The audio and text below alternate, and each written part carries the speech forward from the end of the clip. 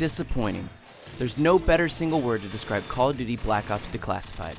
The PlayStation Vita's dual analog controls made every FPS fan hope that we'd get a proper handheld shooter. And if there's one franchise that could deliver it, you'd think it'd be Activision's biggest. But it stumbles at every turn. Take for example Operation Active Measures. A simple asset recovery gone sideways. Accusations that people wrongly level at many of the console and PC Call of Duty games are largely true in Declassified. From truly terrible AI, to bad narrative, to broken feeling multiplayer. This is not the Call of Duty you wanted. All handed to developer Nihilistic, they at least made the interface feel like a Call of Duty game. Multiplayer has Create a Class, complete with perks, attachments, and kill streaks, and when you shoot enemies, you get those rewarding notifications to tell you you've leveled up or completed a challenge. Then things go horribly wrong. The story of Declassified is really just a series of disjointed levels that involve characters from the Black Ops games.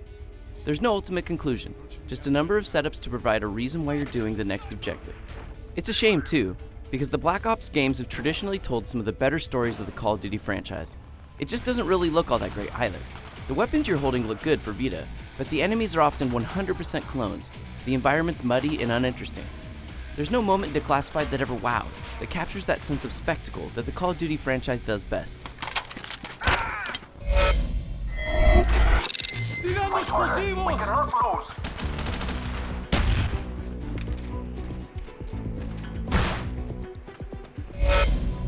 Shooting is what people want to do in a Call of Duty game, and Declassified does indeed allow you to do that.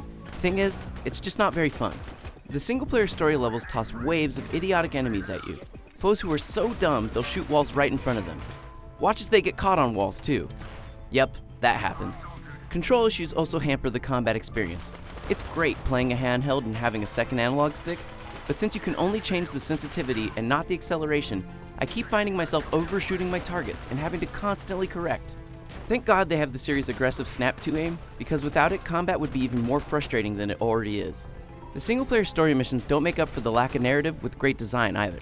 They're essentially vignettes from other Call of Duty levels, condensed into 2 to 5 minute chunks. Sometimes you'll be sniping, other times you might be fighting your way to an evac point. None of them are very interesting on their own, and while the bumbling enemy AI doesn't do much right, they'll sure as hell shoot at you, even if they can't see you, and very accurately. This resulted in a lot of cheap-feeling deaths, and since there's no mid-mission checkpoints at all, you'll be forced to restart each stage over and over. Yes, they're short, but after seeing the same unskippable starting sequence a few times, I found myself wishing for any sort of checkpoint system. The rest of the single-player content is rounded out by time trials against targets and a survival mode. Both survival and time trial modes are also held back by the Unwieldy Controls too, making them just not all that fun to play. If controls are an issue in single-player, they're definitely an issue in multiplayer. For a series all about precision aim, multiplayer makes me feel like I'm hamstrung, and getting a kill sometimes feels as much a result of spraying and praying as it does skill. It doesn't perform all that well either, making the whole thing feel unpolished. And despite having some of my favorite modes like Team Deathmatch and Kill Confirmed, the levels just can't make it very compelling. Even with only 4v4, the maps often feel too small, with respawn issues that place me right in front of the line of fire of my enemies mere seconds after spawning. You can level up in Prestige just like other Call of Duty games, or even play with everything unlocked in local multiplayer, but why bother with so many issues? Enemy mortar strike spotted.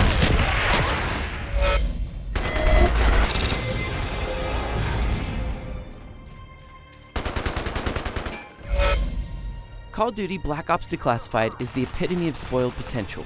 The Vita's online functionality and second analog stick make it a great platform for a good first-person shooter, but Declassified is definitely not it.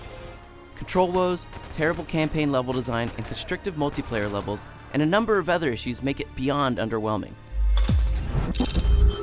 It's just downright bad. For more on Declassified and the highly superior Black Ops 2, keep it on IGN.